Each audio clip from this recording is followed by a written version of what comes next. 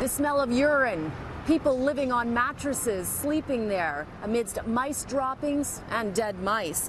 Those are just the living conditions that some of our most vulnerable people in this city live in illegal group homes. CityNews was given these two OPP reports that outline the horrifying conditions. The government has had these reports for months now, but these homes have been allowed to operate.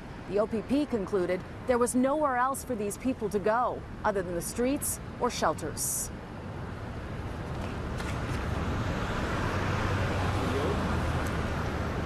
Here is the first OPP report dated December 21st, 2016. It was sent to the acting assistant deputy minister from the Ministry of Health and Long-Term Care. It describes a systemic problem with group homes, but concludes charges would not be laid because it would compound the jeopardy of residents. The second OPP report was written February 6, 2017.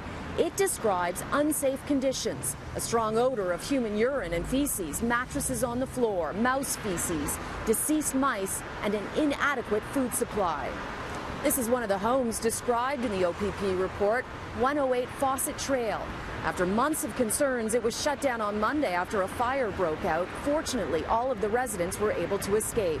One advocate says the provincial Liberals have known about this problem for years.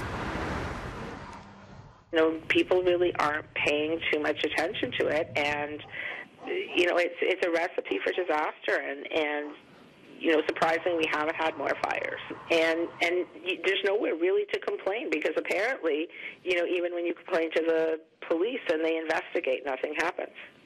Medications not properly stored, strong odor of human urine and feces, mattresses on the floor, multiple occupants per bedroom, mouse feces, deceased mice, unlicensed personal support workers, inadequate food supply. This is the result of an OPP investigation that is almost a year ago. And what has changed? Well, nothing has changed, and the reality is this might be news to the OPP, but this is not news to Kathleen Wynne, and this is not news to the municipal government here in Toronto. It's not news to the municipal government here in Hamilton, where I'm from. Mm-hmm. These kinds of shelter are the last resort. They're the last resort for folks, and the municipalities are left to hold the bag on this stuff.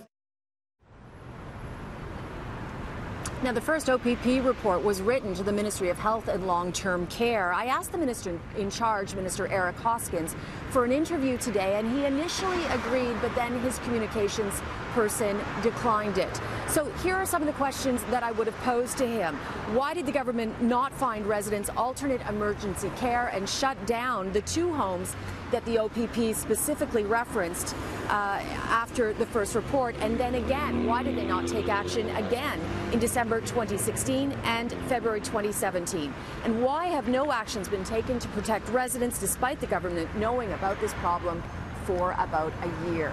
So I received a lengthy response that was written by a number of ministries. Basically, to sum it up, they said that they are aware of the situation, they know more work needs to be done, and they are closely monitoring it.